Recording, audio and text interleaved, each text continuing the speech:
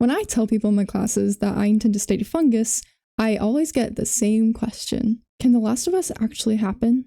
Welcome back to Fungus with Red, the channel where you learn about fungus with me. In the opening scene of episode 1, season 1 of The Last of Us, a fictional doctor, Dr. Newman, talks about how fungus can be deadly, which it can be. There are fungal infections that pose a serious risk. The fictional doctor moves on to talking about Cordyceps, stating that they infect the insect's circulatory system and produce mind-altering drugs to change the ant's behavior. This isn't necessarily true. Although the fungus does take control of the electrostatic skeleton of the insect, which is essentially how they control their muscles, it releases various metabolites into the brain to change the insect behavior and potentially releases a chemical that causes neural destruction. He then states that fungus will replace the insect's flesh with its own, which is just not true. What it does is it grows hyphae into the body and uses the internal fluids as a food source and grows their reproductive bodies straight out of the host body, which is so sick, and we get these crazy photos from it. He also states that they prevent their host from decomposing, which I don't think is true at all. The life cycle from spore to fruiting body of Cordyceps is only about 10 days, so there's really no need,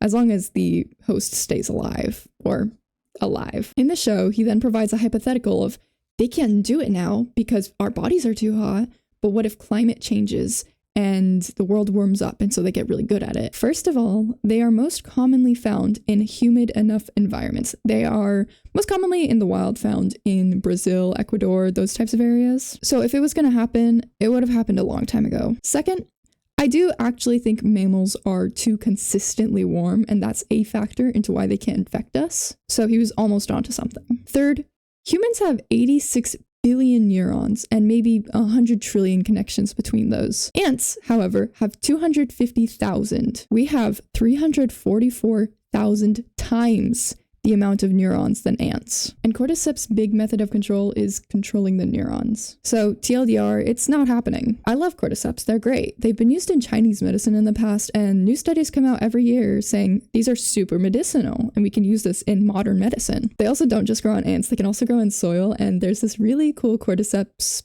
breeder out of Michigan who goes by Terrestrial Fungi online. I've been following his work for about a year now, and it never ceases to amaze me what modern technology can do with fungus. That's all for now. Thank you for watching this longer episode. Follow for more fungus facts.